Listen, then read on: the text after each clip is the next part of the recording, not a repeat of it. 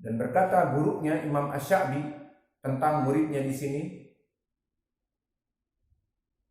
Ibnu Abi Khalid yazdarid al-ilma izdiradan. Maknanya Ismail Ibnu Abi Khalid mengambil ilmu dari Asy-Sya'bi bagaikan air yang mengalir dengan banyak. Dan juga berkata Asy-Sya'bi, Ismail yahsul ilma haswan, bahwa Ismail yahsu al-ilma haswan, dia memakan ilmu dengan banyak sekali. Maknanya dia seorang mujtahid dan mengambil ilmu dari Asy-Sya'bi benar-benar tidak tanggung-tanggung mengambil ilmu, maksudnya dia berijtihad, terus duduk dengan Imam Asy-Sya'bi, terus mencatat dan menghafal hadis-hadis Imam Asy-Sya'bi seperti itu. Maka jadilah dia seperti Imam Ahmad, seperti dikatakan oleh Imam Ahmad dan Abu Hatim, dia min athbatin nas, dari Imam Asy-Sya'bi.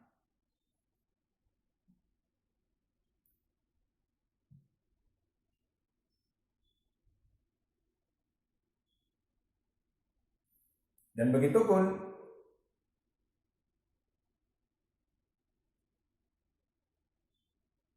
berkata Sufyan Ats-Tsauri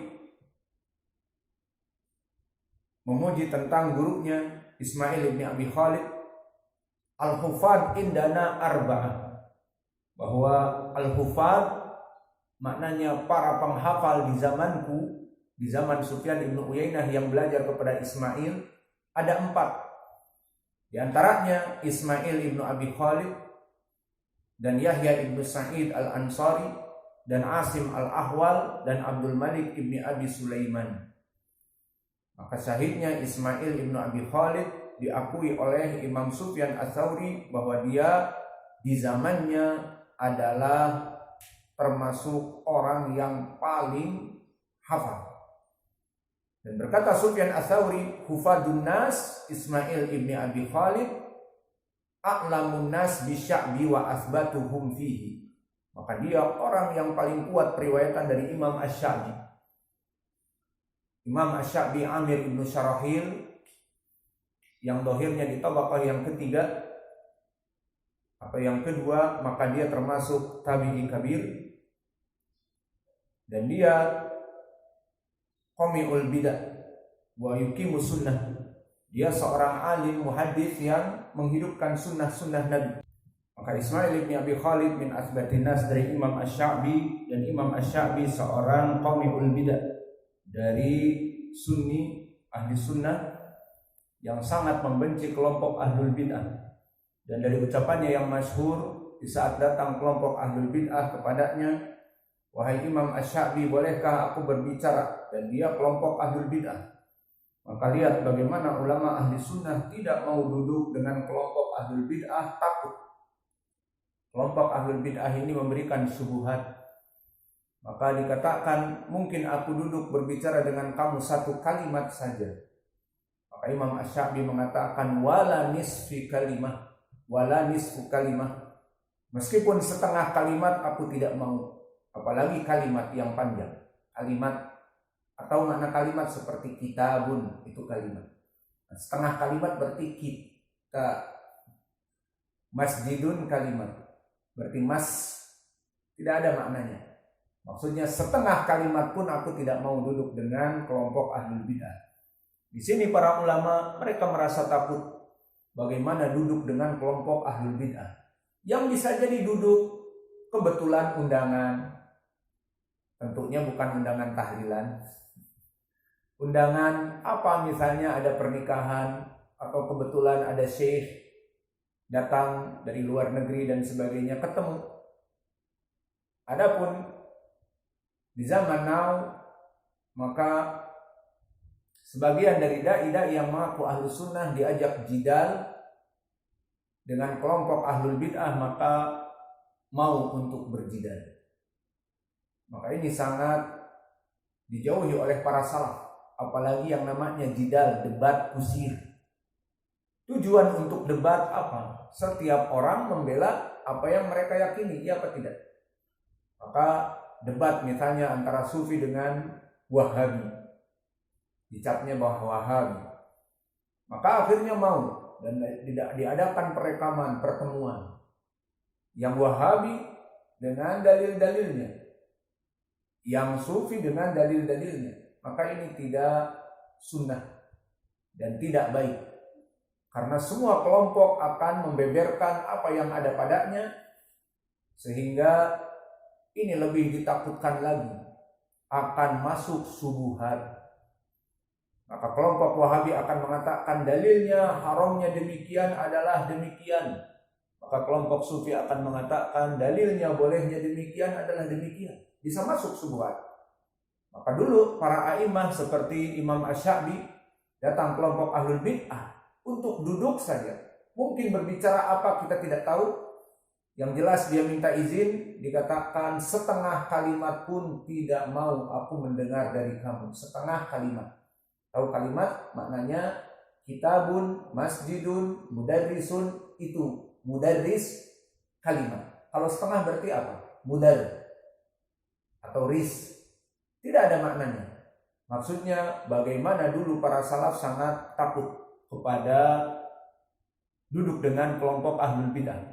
Dan begitu pun Muhammad ibn Sirin yang masyhur dikisahkan oleh Imam Muslim di muqaddimahnya, datang 2 orang dari kelompok ahlul bid'ah yang mana dia ingin duduk dengan Imam Ibn Sirin, dan Ibn Sirin takut kalau dia terkena syubhatnya.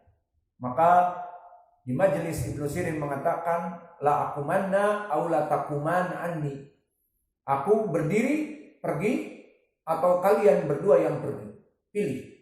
Tidak akan bersatu dalam satu atap. Aku yang pergi bangun ataupun kalian berdua yang pergi. Tidak mau Imam Ibn Sirin. Kemudian ditanya, kenapa tidak mau duduk dengan mereka berdua?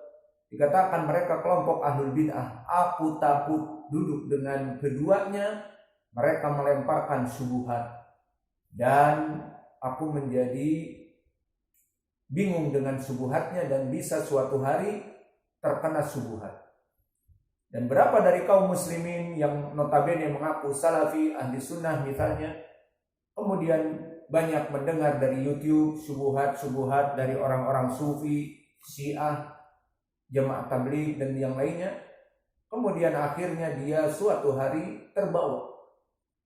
Kenapa? Karena al-qulub baina asabi' min asabi'ir rahman di dalam hadis. Karena hati itu di jari-jari Allah mudah untuk membolak-balikannya. Maka berapa dari kaum muslimin bahkan duduk bersama ahli sunnah, duduk di pondok pesantren mungkin ahli sunnah, namun bisa suatu hari dia tidak sama sekali belajar dari ahli sunnah dan lebih baik belajar dengan yang lain, padahal dia di tempat ahli sunnah. Dan ini banyak, dan prosesnya berbeda-beda. Maka akhirnya dia mendengar khatib selain dari ahli sunnah, itu sebabnya, atau salat id dengan selain ahli sunnah, setiap Jumat mendengar khatib dari Sufi atau dari awam atau dari orang-orang sururiyah, maka suatu hari dia akan menjadi pemikiran selain ahli sunnah.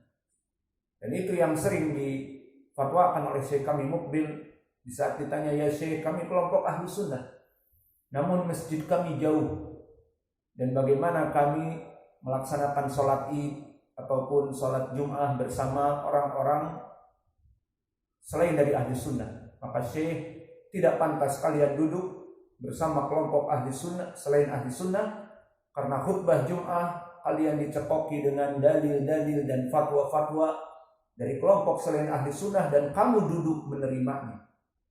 Maka bisa suatu hari kamu membenarkan ucapan mereka.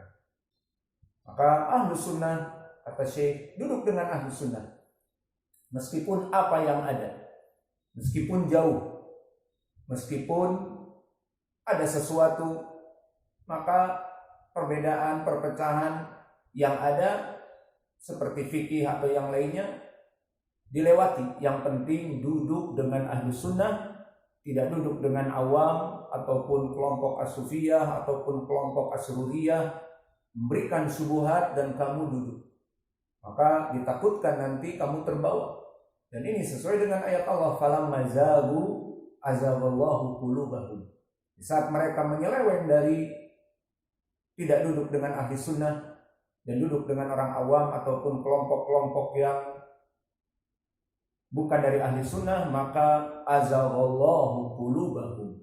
Allah akan memalingkan dia dari as-sunnah karena tidak mau menerima ilmu dari ahli sunnah dan duduk dengan kelompok selain ahli sunnah, maka tidak kita sadari ternyata saudara kita sudah menyeleweng dari pemahaman dikarenakan perkara-perkara seperti ini.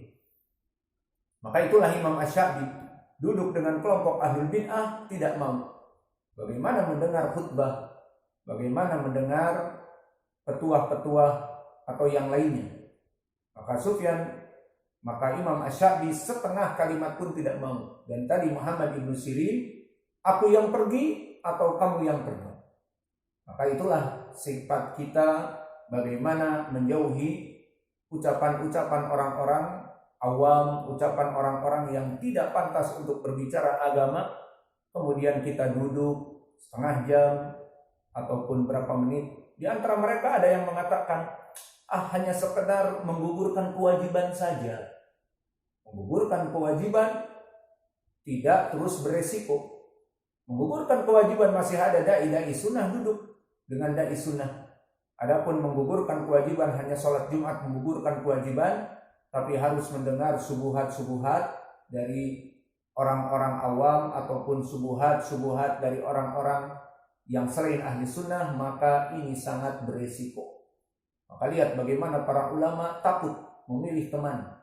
Seperti Imam Al-Auza'i mengatakan, aku berteman dengan qiradah wal khanazir, monyet-monyet dan babi-babi, lebih aku pilih daripada duduk dengan orang-orang yang tidak mengetahui agama ataupun berbicara agama tanpa ilmu, atau ahlul ahwa wal bidah. Kenapa? Karena monyet-monyet dan babi tidak akan memberikan syubhat. Iya apa tidak? Memberikan syubhat? Tidak.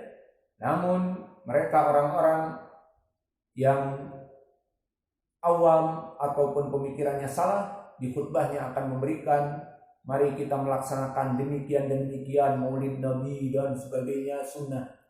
Maka pertama kali mungkin dia sebagai sunni yang biasa belajar dengan ahli sunnah ditolak. Namun setelah dia terus belajar dengan mereka dan mendengarkan syubhat, itulah yang ditakutkan oleh para ulama. Suatu hari mereka menerima syubhat tersebut.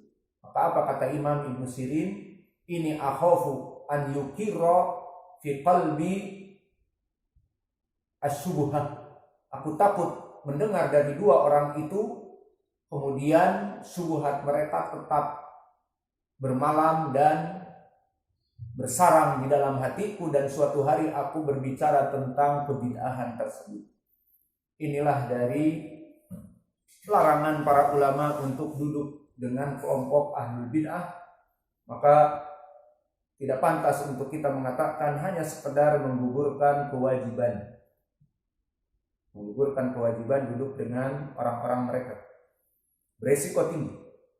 Kemudian meriwayatkan dari Abdullah bin Abi Aufa, dan Abdullah bin Abi Aufa barakallahu fikum seorang sahabi yang mana Ibnu Abi Aufa namanya adalah Alqamah, maka dia Abdullah ibnu Alqamah Abu Ibrahim Al-Aslami. Maka dia tinggal di akhirnya di Kufah, dan dia seorang sahabi.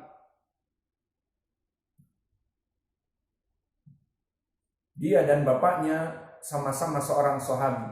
Maka Abdullah dengan bapaknya Alqamah ibnu Khalid sama-sama seorang sahabi.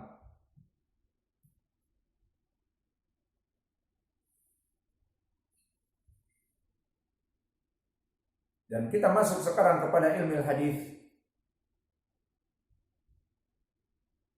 ataupun kepada matan Maka disebutkan qala Rasulullah sallallahu alaihi wa ala alihi wasallam yaumal ahzabi, bahwa doa ini dibaca oleh Nabi tidak di waktu mau tidur seperti di hadis sebelumnya, ataupun doa di waktu sujud terakhir, ataupun doa sebelum melaksanakan demikian atau setelah melaksanakan demikian. Tidak. Doa ini di saat peperangan, di medan perang. Maka disebutkan yaumal ahzab. Apa makna yaumal ahzab? Di hari pertempuran perang Khandaq ataupun Ahzab, yang mana pada pertempuran di sini kaum muslimin dikepung oleh orang-orang kufar dari Quraisy dan kufar Jaziratul Arab, yang mana mereka mengepung